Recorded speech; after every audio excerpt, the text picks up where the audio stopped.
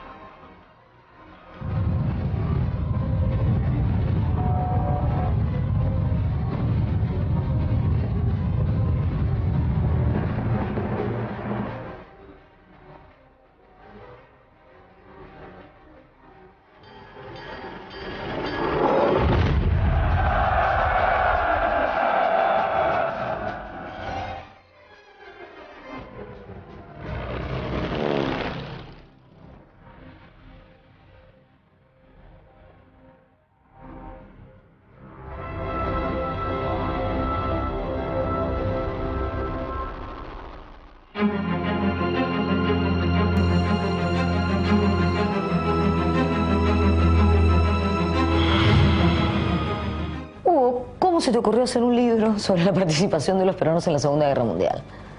En realidad comenzó la clásica anécdota, aunque suene a cliché, la historia que busca el periodista y no el periodista que busca la historia, ¿no? En el 2004 viajé a Polonia y fui a conocer el campo de concentración de Auschwitz.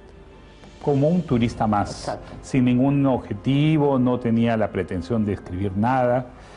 Y para mi sorpresa y horror, descubrí al final del recorrido de que en el ranking un poco macabro del campo de concentración figuraban 21 personas que reclamaban o aseguraban ser peruanas.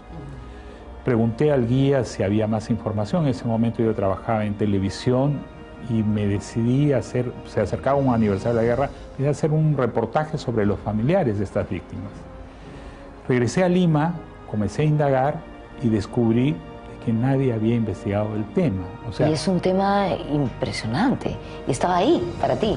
completamente. Y eso, Norma, se convirtió en un resorte, como un impulso, ¿no? No habían investigado, no se sabía quiénes eran, cómo se llamaban, dónde habían nacido, por qué habían llegado allí, cómo llegaron y cómo murieron. Y eso me llevó 5 años.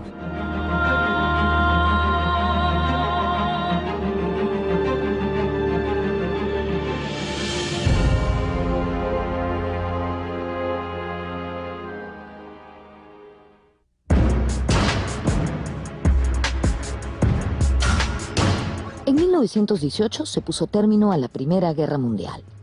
Hasta entonces, el mundo nunca había vivido una confrontación tan devastadora.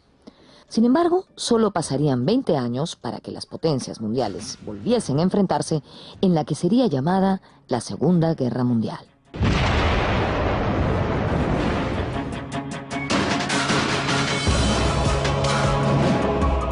En las décadas de 1920 y 1930, en Italia y Alemania se impusieron regímenes fascistas de carácter militarista y expansionista, que fueron en gran parte responsables del estallido del conflicto.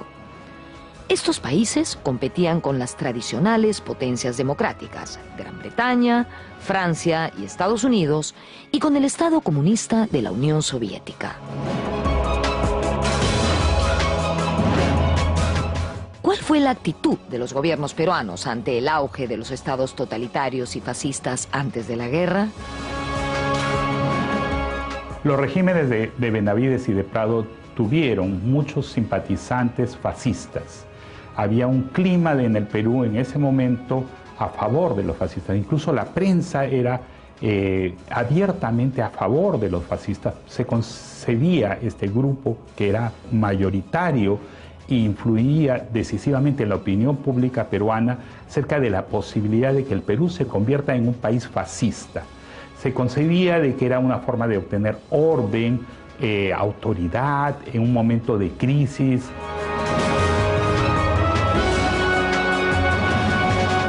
Hay que diferenciar lo que es la política oficial del país de lo que era la actitud ciudadana, cotidiana de los peruanos, que era bastante cordial, bastante amistosa. Los problemas eran más a nivel de la Cancillería, que a su vez es la que le asesora a los gobiernos para decidir en qué línea actuar.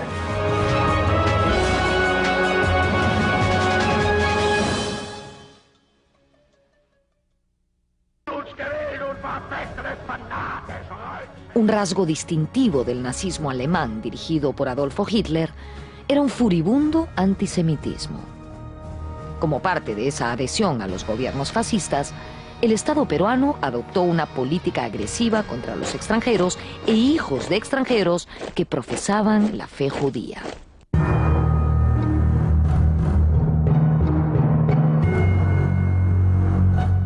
Tenían diferentes orígenes. Eran inmigrantes, muchos habían llegado a finales del siglo XIX, principios del XX, habían formado familias en el Perú, tenían negocios, habían estudiado acá, sus hijos habían nacido aquí, pero ante este clima adverso y la situación complicada, política, social y económica, deciden regresar a Europa y en ese momento es que los agarra la guerra.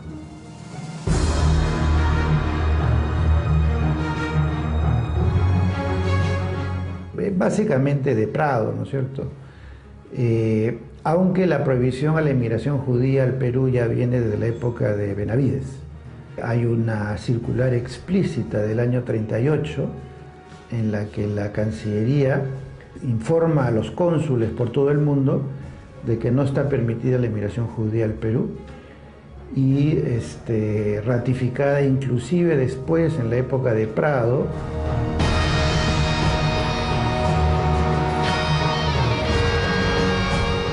Muchos integrantes de la colonia judía en el Perú partieron a Europa, tierra de sus padres o abuelos, en búsqueda de mejores horizontes.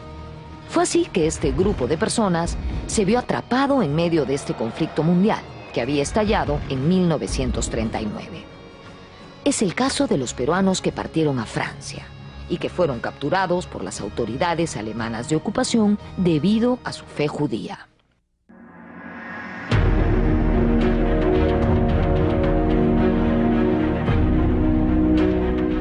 Van en busca de mejores trabajos, de mejores oportunidades, de educación, y entonces ellos tenían origen turco y griego, pero tenían familia en Francia. Entonces van a Francia para trabajar, para estudiar, y cuando estalla la Segunda Guerra Mundial, los alemanes invaden Francia, automáticamente los capturan.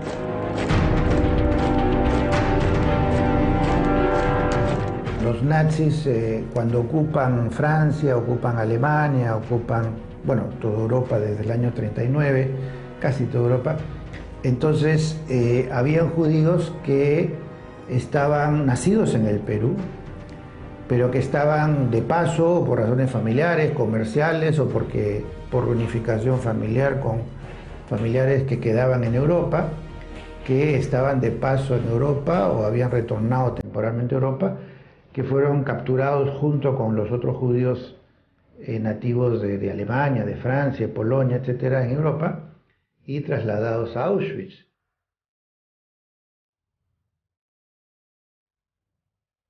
En 1942, el gobierno de Manuel Prado se adhirió al bando aliado, donde, como sabemos, se encontraban los Estados Unidos.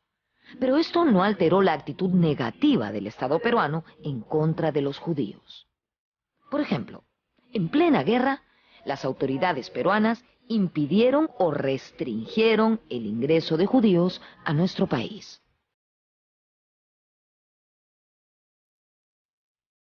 A fines de los 30, al llegar a la Segunda Guerra Mundial, se volvió muy difícil salir de Europa por las restricciones, ya los judíos estaban siendo llevados a campos de concentración y el Perú no permitía, ojo, el Perú no permitía la llegada de inmigrantes judíos. Entonces había que atraerlos de manera subrepticia, ¿no? Los miembros de la comunidad judía durante la Segunda Guerra Mundial hacían denodados esfuerzos por tratar de salvar a judíos que venían de Europa, ¿no? En plena crisis o en plena guerra se forman las primeras instituciones judías en el Perú.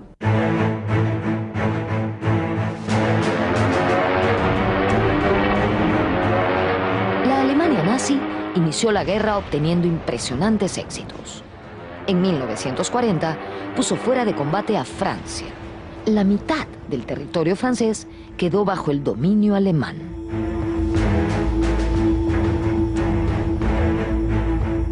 Francia era el país donde se distribuían, o sea, los alemanes llevaban a la mayoría de las víctimas que acabaron en los campos de concentración, las trasladaban hacia Francia y desde Francia partían los trenes que los llevaban a los diferentes campos de concentración.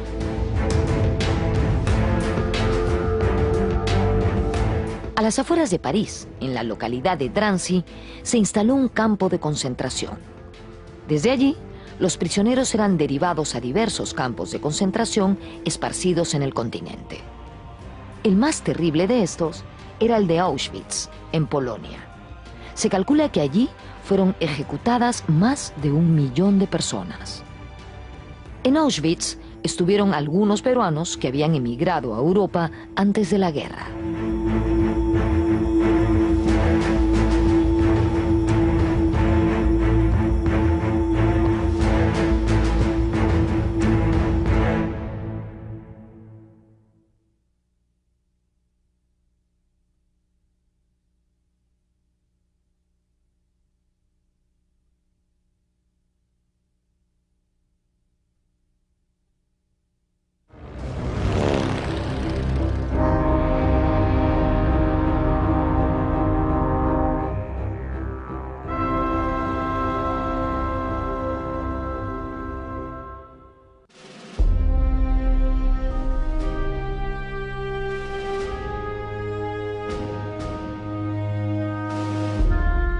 El campo de concentración de Auschwitz fue tal vez el más tristemente célebre de la Segunda Guerra Mundial. En él murieron cientos de miles de personas de países contrarios al régimen nazista alemán. Hasta Auschwitz llegaron 17 peruanos judíos que radicaban en Francia. Casi todos ellos murieron prácticamente al llegar en las cámaras de gas. El caso del iqueño Héctor David Levy fue distinto. Él fue fusilado en 1944 porque tuvo el atrevimiento de pedir un poco de agua para él y para otros prisioneros.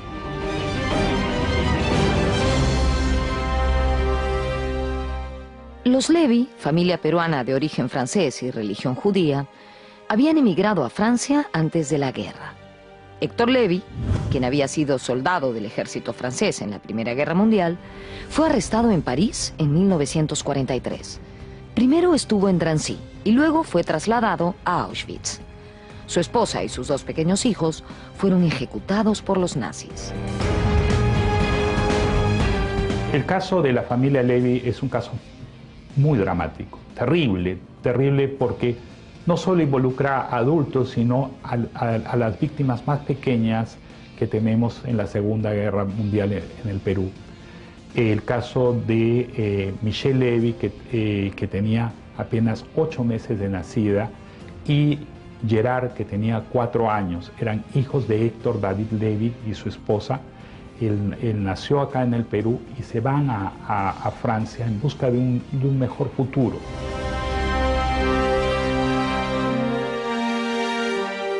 A Héctor Levy, así como a otros compatriotas, poseer la nacionalidad peruana no le sirvió para salvarse de su terrible destino.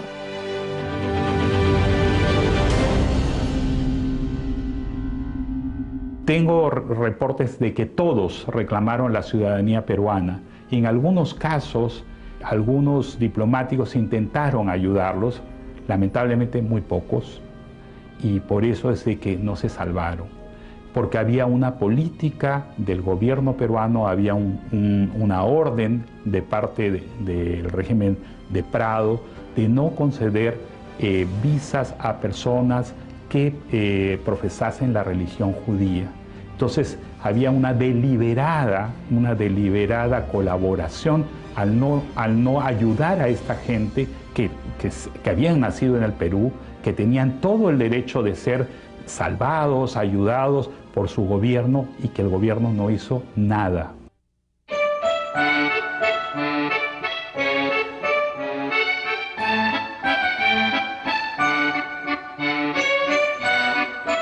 Entre las familias que emigraron del Perú a Francia en busca de mejores oportunidades, estuvo la del griego Samuel Barú y la turca Rebeca Avayu. Ellos habían vivido en Trujillo y en Lima, y en 1930 partieron a Francia. En 1944, los esposos Barú y Avayu fueron detenidos junto a sus hijos por soldados alemanes en la ciudad de Béziers, al sur de Francia, y trasladados a campos de exterminio. De esa familia, la única que pudo salvar su vida fue Victoria Barú, por entonces una joven de menos de 20 años, nacida en Lima. Victoria sufrió muchísimo y estuvo confinada hasta en 4 campos de concentración.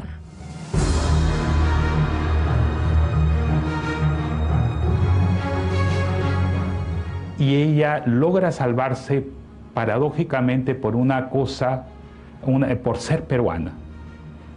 Ella tenía el conocimiento que tenemos todos los peruanos acerca de la importancia de las papas. Y a ella la mandan a cosechar papas para preparar la comida para los nazis. Ella se escondía las cáscaras de papa debajo de su traje de prisionera, y en la noche ella chupaba y se comía las cáscaras de papa. Y como todos nosotros sabemos, las cáscaras de papa pues contienen la mayor parte de los nutrientes, ¿no? Muchos de las prisioneras que estaban con ella le rechazaban, le decían que estaba loca, cómo era posible que ella estuviese comiendo eso.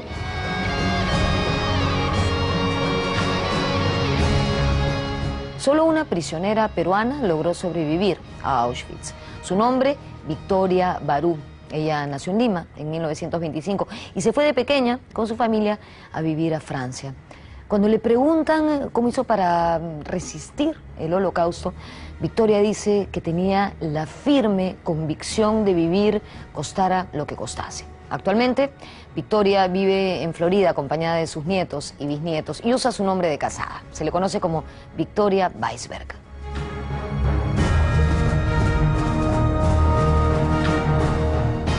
Y decidió, a raíz de mi libro, contarle a su familia todo lo que había pasado en los campos de concentración. Su familia sabía evidentemente que ella era una sobreviviente. De hecho, su esposo, que ya falleció, también fue un sobreviviente de los campos de concentración, pero nunca había entrado en los detalles, por una cuestión que es bastante común entre las víctimas del Holocausto. Y creo que cualquier ser humano, ¿no? Alguien que ha pasado por un momento tan terrible, tan horroroso, no quiere volverlo a recordar.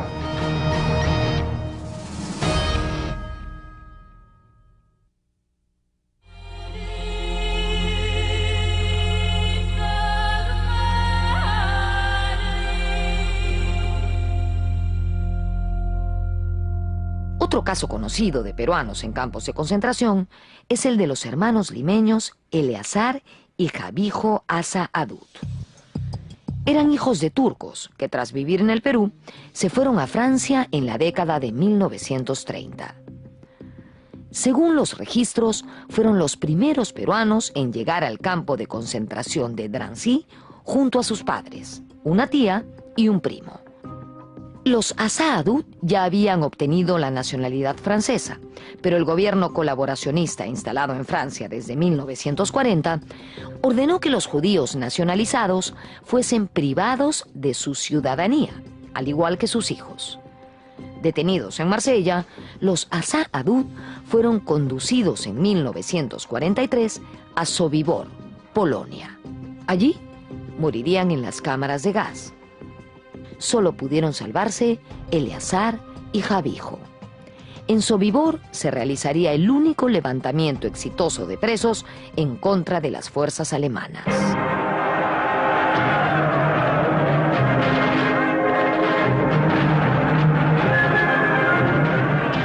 varios campos de concentración hubo levantamientos, pero exitosos, donde por lo menos unos 300 prisioneros logran escapar, es en Sobibor. Sobibor también es otro campo en Polonia, y logran salvarse, y ellos ofrecen su vida porque saben que van a morir. Son de los primeros que se lanzan sobre la cerca que está ahí, reciben los disparos de los oficiales ucranianos, que eran los que custodiaban, mueren, pero saben que con eso consiguen abrir las puertas y el resto sale y escapan.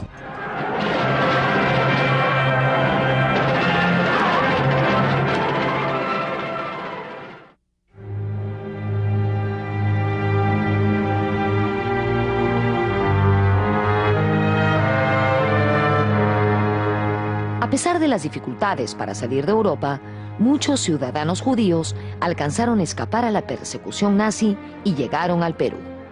Otros salieron una vez finalizada la guerra.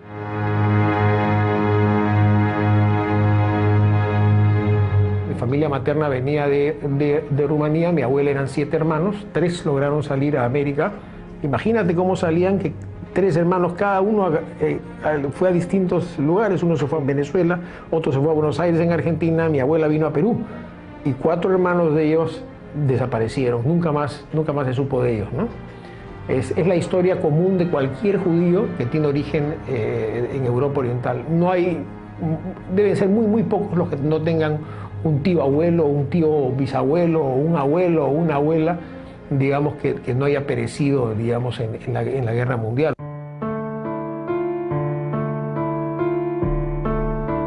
Dramáticos testimonios de estos refugiados fueron recogidos por la documentalista Delia Ackerman.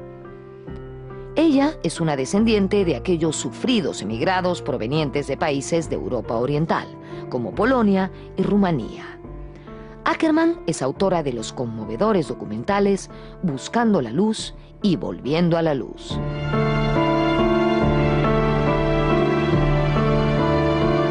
Yo no sabía que tenía familia que era víctima del Holocausto hasta que empecé a hacer este documental, y en una de las entrevistas finales, cuando estoy entrevistando a Boris Basengizer, que era uno de los sobrevivientes, me dijo: yo vi cómo mataron a tus bisabuelos. Yo hice esta película un poco intuitivamente por el sentimiento que me daba pertenecer a una comunidad judía, donde crecí con estas personas que nunca hablaron que eran sobrevivientes. En esa época no se acostumbraba a decir yo soy sobreviviente, al contrario, tenían vergüenza o tenían miedo, pensaban que no les iban a creer, entonces no hablaban. Los relatos recogidos por Ackerman fueron sobrecogedores. Una de los sobrevivientes se escapó por el tubo de desagüe con su mamá, arrastrándose con el olor nauseabundo. Otra se escapó de Varsovia, del mismo campo. Otra se escapó, la más dramática, de la misma cámara de gas. Estaba en la cámara de gas, el nazi volteó así y en ese momento huyó al bosque, donde estaba su hermana con la resistencia, y se salvó. Ella era de Hungría.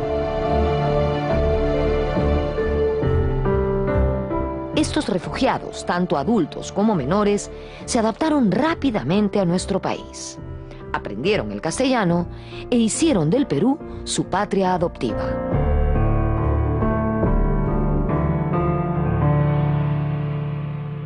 La adaptación al Perú creo que sí fue bastante inmediata. Sintieron un país muy amable.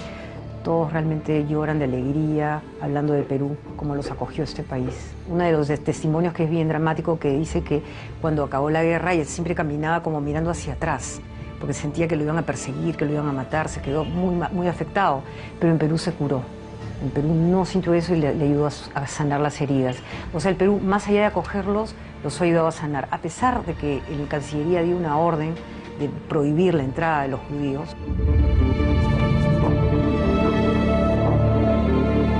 En la actualidad, los descendientes de aquellos refugiados están integrados por completo a la sociedad peruana.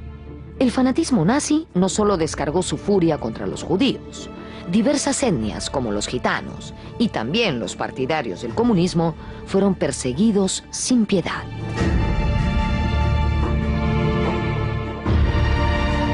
Hay que entender que el fascismo es una digamos, doctrina muy peligrosa, ¿no? No solamente con los judíos, también con los gitanos. 20 millones de rusos murieron en la Segunda Guerra Mundial. A veces la gente no se recuerda lo que ha sido eso, ¿no? O sea, a Rusia se le critica mucho, ¿no? Pero Rusia sacrificó 20 millones de personas para tratar de contener a las hordas nazis, ¿no?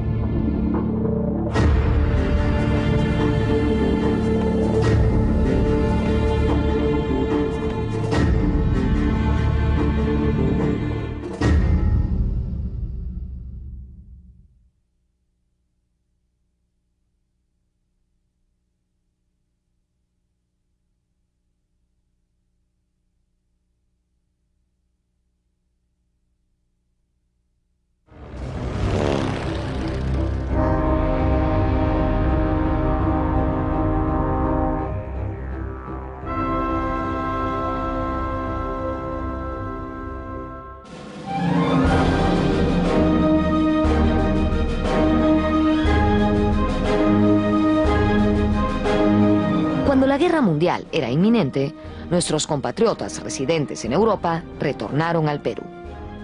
Entre los repatriados se hallaba una veintena de peruanos que desde 1934 se encontraban en la Casa Perú, alojamiento construido por el benefactor alemán Alfredo Eventreich para hospedar a estudiantes peruanos en Múnich. Uno de aquellos jóvenes era el chalaco Ernesto Pinto Basurco. Estudiante de medicina, Pinto prefirió quedarse en Alemania. Acabó sus estudios y, enamorado de una alemana, intentó casarse con ella. Su pedido fue denegado más de una vez por las autoridades teutonas.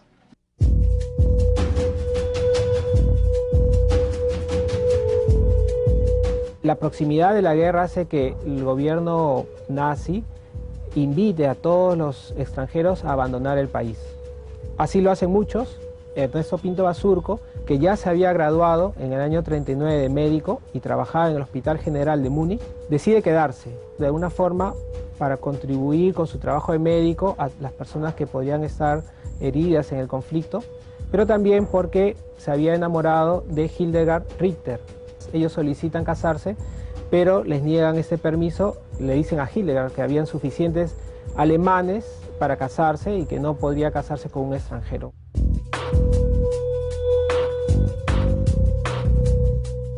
Ernesto Pinto Basurco fue un médico peruano que vivía en Alemania y que cuando estalló la guerra decidió quedarse allí, probablemente porque allí estaban también su mujer y su hija. Él trabajaba en un hospital en Múnich, pero también en su domicilio. Allí, en su casa, él atendía a judíos que no eran recibidos en ningún otro hospital. Su apellido, Pinto, le trajo complicaciones porque era muy común entre los judíos portugueses. De hecho, la Gestapo lo arrestó y estuvo preso durante 6 meses acusado de espionaje. Ahora les voy a contar por qué a Ernesto Pinto Basurco se le conoce con el nombre del Schlinder peruano.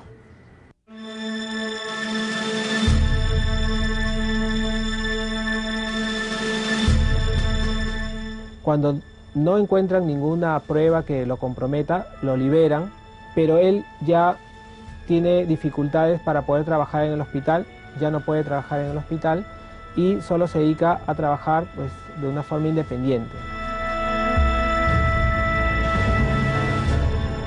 Como el Perú rompió relaciones con Alemania en 1942, el gobierno le encargó a Suiza su representación en los países en conflicto.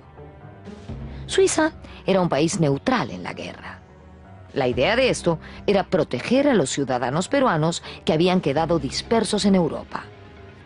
Suiza, a su vez, delegó las funciones de cónsul en la zona de Baviera y Múnich al médico peruano Ernesto Pinto. Desde ese cargo, Pinto brindó salvoconductos y cartas de recomendación con nombres falsos a perseguidos políticos y a media docena de familias judías.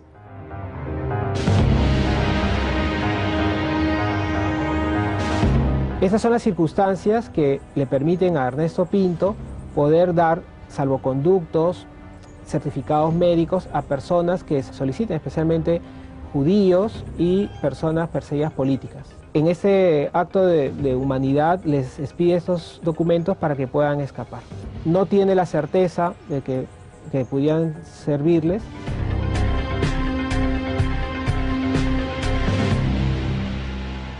La guerra concluyó con la rendición de las potencias del eje en 1945. 5 días después de que los norteamericanos llegaran a Múnich, Ernesto Pinto se casó con la ciudadana alemana Hildegard Rittler.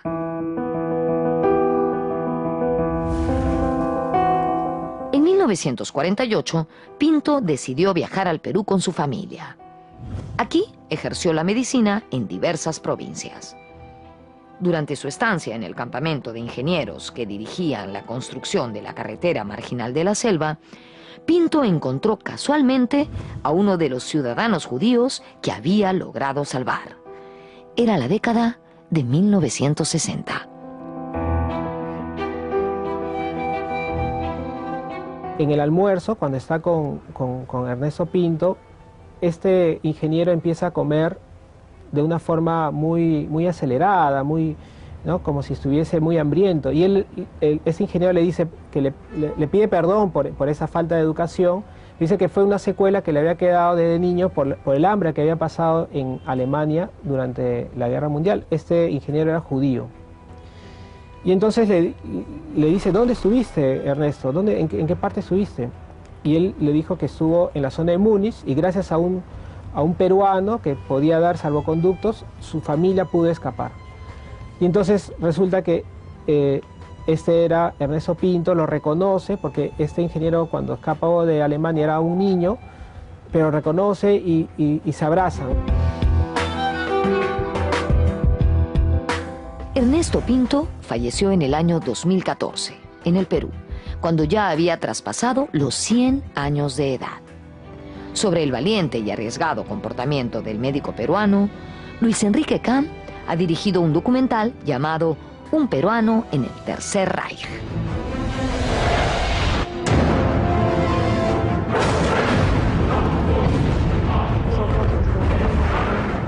Otro compatriota que desde un cargo diplomático buscó salvar vidas amenazadas por las fuerzas nazis que ocupaban gran parte de Europa fue José María Barreto.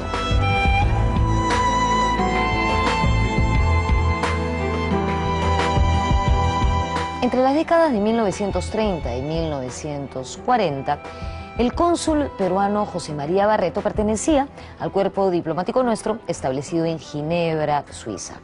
En 1938, el gobierno peruano dio la orden a los cónsules en Europa de no emitir ninguna visa a inmigrantes extranjeros, especialmente si se trataba de judíos. Una vez que estalló la guerra, Barreto, contraviniendo esta orden, otorgó pasaportes peruanos a varios judíos para salvarlos de la persecución nazi. Evidentemente, esta acción le costó una fuerte sanción de parte de las autoridades diplomáticas del Perú.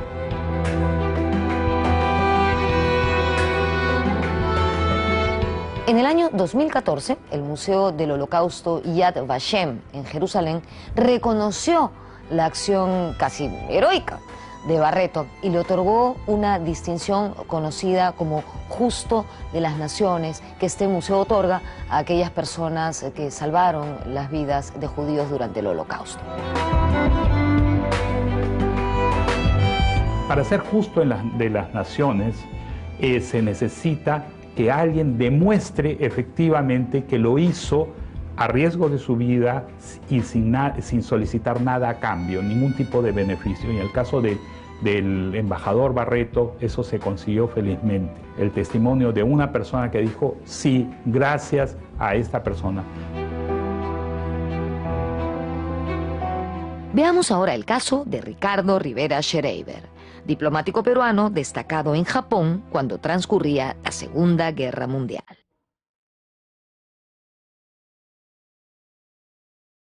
Japón era próximo a las potencias del eje Berlín-Roma.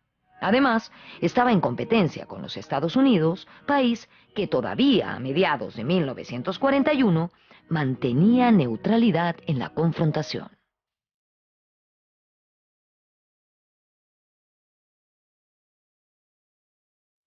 A finales de 1941, los japoneses atacaron la base norteamericana de Pearl Harbor, motivando el ingreso de Estados Unidos a la guerra. Este ataque tomó a los norteamericanos por sorpresa, como un político de ese país dijo, con los pantalones abajo. Sin embargo, tal vez pudo ser evitado. Por información confidencial, se dice que el diplomático peruano Ricardo Rivera Schreiber alertó a las autoridades norteamericanas de la posibilidad de este ataque. Él obtuvo esta información gracias a un amigo suyo, japonés, que trabajaba como intérprete en el consulado peruano en Yokohama. Al parecer, el embajador de los Estados Unidos desoyó las recomendaciones de Rivera Schreiber y lamentablemente en ese ataque se perdieron miles de vidas.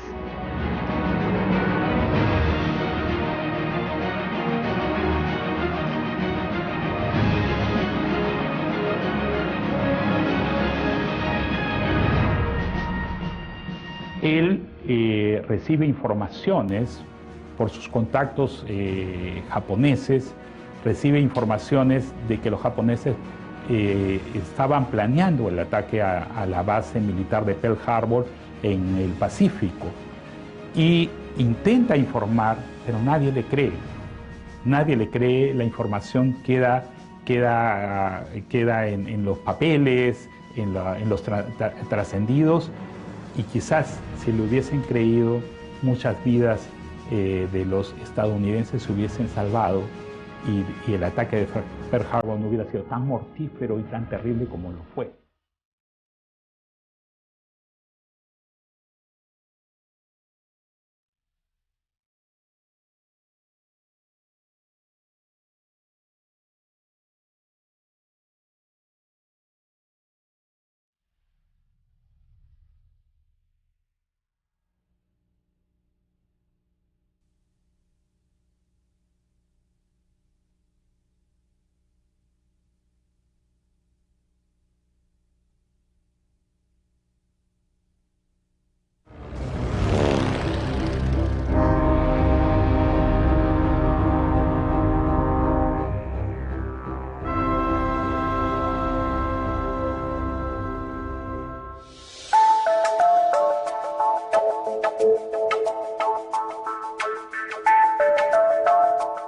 Veamos ahora el caso de dos mujeres de origen peruano que destacaron por su servicio a la causa de los aliados, Elvira de la Fuente y Magdalena Truel.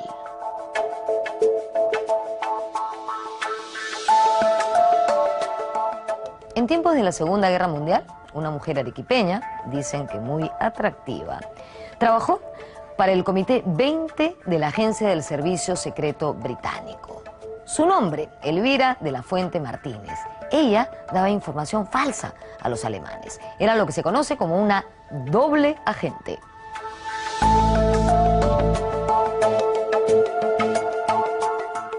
Ella era hija del número 2 de la Embajada del Perú en Francia.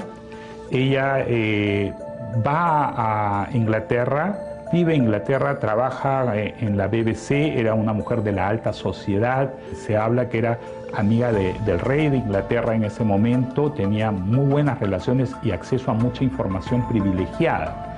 Debido a eso y a algunas dificultades económicas propias de la guerra, el Servicio de Inteligencia británico entra en contacto con ella y le pide que la ayude y que trabaje como una doble agente.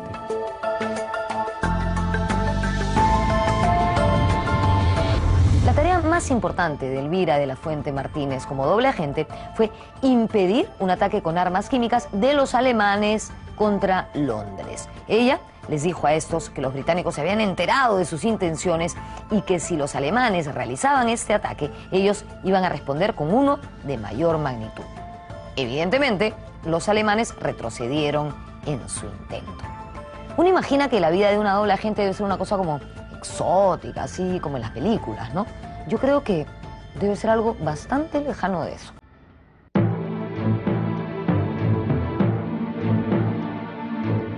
Elvira de la Fuente fue una de las espías que hizo creer a los alemanes que el crucial desembarco aliado en Europa en junio de 1944 no se realizaría en las playas de Normandía.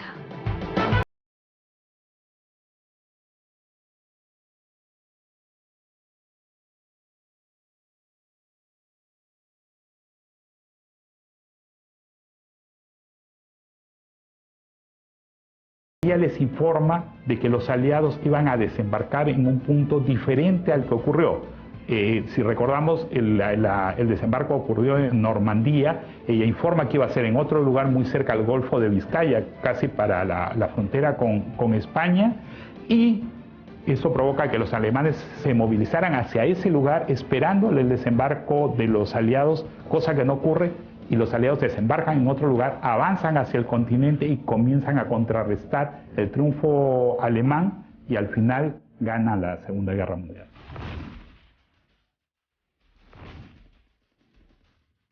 Concluida la guerra, Elvira de la Fuente permaneció en Londres y luego se mudó a la Costa Azul francesa, donde murió en 1996.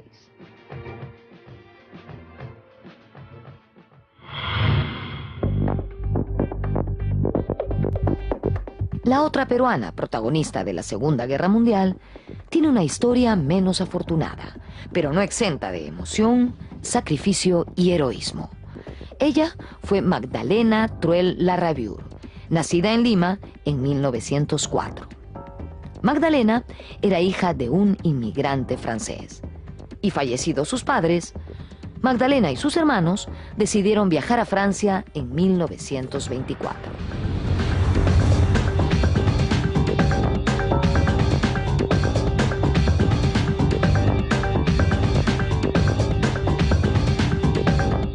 Y cuando fallecen sus padres cambia la situación económica de la familia y ella decide con el resto de los hermanos ir a Francia. Va a estudia filosofía en la Universidad de la Sorbona, trabaja como traductora de español y el francés.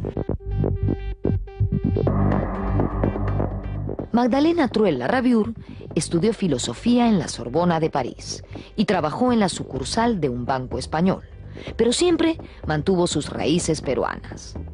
Ocupada Francia por las tropas alemanas, Magdalena contemplaba furiosa el abuso de los invasores. Incluso ella misma fue atropellada en 1942 por un camión militar alemán. Fue así que la limeña decidió integrarse al movimiento de resistencia. Bajo el seudónimo de Marie, Magdalena fue una extraordinaria falsificadora de documentos, labor que le permitió salvar a cientos de personas de ser asesinadas por las fuerzas alemanas.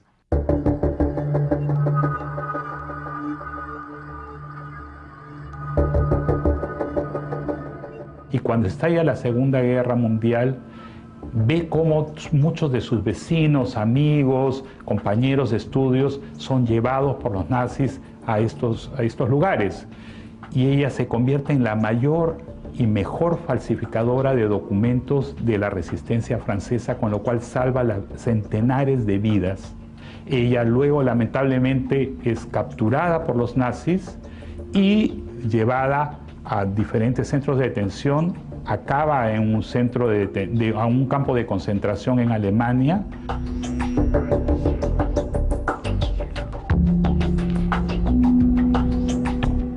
En 1944, Magdalena Truel fue apresada y salvajemente torturada por los alemanes. Sin embargo, ella nunca delató a sus compañeros de resistencia. Fue internada en el campo de concentración de Sachsenhausen, perdónenme, pero yo no hablo alemán, en la ciudad de Berlín. Cuando las tropas aliadas estaban próximas a llegar a ese lugar, los nazis sacaron a los prisioneros del campo de concentración y los obligaron a caminar encadenados por más de 30 kilómetros. La salud de Magdalena Truel era bastante frágil ya para ese entonces y no sobrevivió a esta travesía. Falleció en 1945, poco antes de que llegaran los soldados soviéticos y de la rendición de Alemania. Sus compañeros la recuerdan como una mujer de gran fuerza, de gran valor, pero sobre todo de enorme entereza.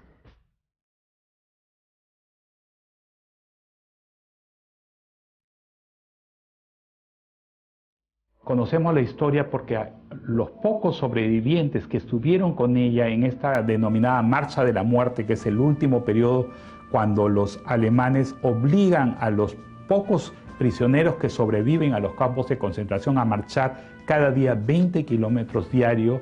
O sea, gente, si tenemos que pensar en gente que no comía en días, gente moribunda, algunos sobreviven y regresan a Francia y cuentan la historia de ella y piden un reconocimiento oficial. Primero, la repatriación de sus restos. Ella, Magdalena, fue sepultada en una fosa común en un pequeño poblado muy cerca de Berlín llamado Stolpe.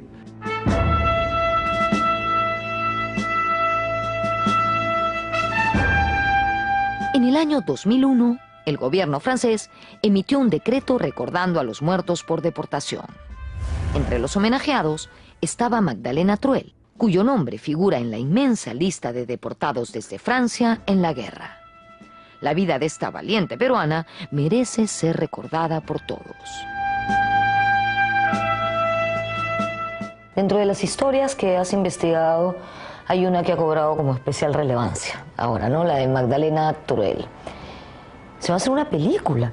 Sí, ¿no? Exactamente. Pero además una película en Hollywood sobre ese personaje. ¿Cómo fue? ¿Cómo sucedió? Bueno, es una historia interesantísima, la de ella, ¿no? La cuentas en tu libro. Pero ¿cómo surgió esa serie de cosas que te pueden llevar a algo así? Bueno, la historia de Magdalena Truel fue paradójicamente la última que descubrí para el libro. ¿Ya? Cuando yo pensaba que ya había cerrado la investigación, porque como te había comentado, en el campo de concentración descubrí, en Auschwitz, descubrí que eran 21. Entonces, para mí, pensé que ya tenía los 21 y hice una nueva búsqueda final en el diario oficial francés. Y encontré un decreto del 2001 que había dado el gobierno francés del reconocimiento de personas muertas por deportación, se llamaba, por cuestiones legales. O sea, se les reconocía de que al haber sido deportadas a campos de concentración y no haber regresado después de tantos años, estas personas se declaraban muertas para que sus familiares pudieran declarar herencias, derechos, etcétera. Compensación, etcétera. Y encontré el nombre de Magdalena Truel que no figuraba en ninguno de los otros archivos.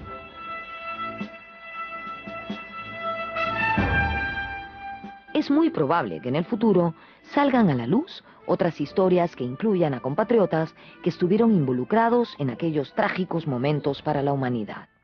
Aún quedan muchos documentos por revisar.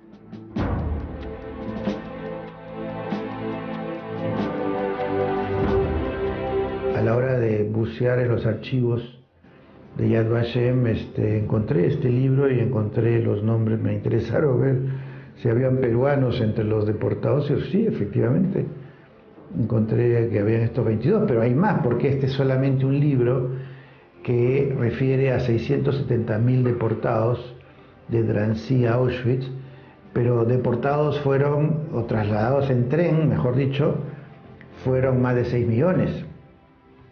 Entonces yo encontré estos 22 dentro de una lista de los 600.000 que partieron de Francia, pero probablemente hay pues otros decenas o centenas de peruanos. No podemos dejar de mencionar a los ciudadanos japoneses que vivían en el Perú antes de la guerra. Ellos, junto a sus esposas e hijos nacidos en nuestro país, sufrieron atropellos por parte de las autoridades peruanas y también por cierto sector de la población. La Segunda Guerra Mundial puso de manifiesto lo más ruin de la especie humana, pero junto a genocidios y abusos existieron historias de fraternidad, solidaridad y fuerza moral como las que acabamos de relatar, que nos hacen abrigar la esperanza de un futuro mejor para la humanidad. Y después de haber estudiado tan profundamente la participación de los peruanos en la Segunda Guerra, ¿qué sensación te deja a ti conociendo tan profundamente el asunto? Yo creo que varias reflexiones. La primera cosa, y aunque parezca lugar común, la guerra muestra lo peor y lo mejor del ser humano, ¿no? Y en este caso de estos peruanos, de estos 23 peruanos que tuvieron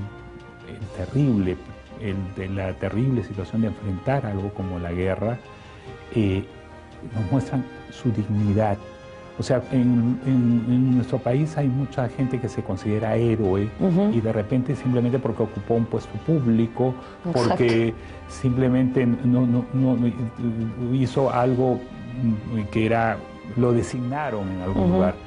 Todas estas personas, nuestros 23 peruanos, yo los considero héroes, porque son gente que mantuvo su dignidad en todo momento hasta el final de sus días. O sea, gente que se entregó, no solo el caso de Magdalena Truell, hay otros ejemplos dentro de la misma guerra de peruanos nacidos en el Perú que ayudaron a salvar y que fueron muy importantes para la Segunda Guerra Mundial, en una guerra que era ajena, que no era nuestra, ¿no? Directamente, pero que agarraron, mostraron nuestra verdadera grandeza como peruanos, como seres humanos, como personas solidarias.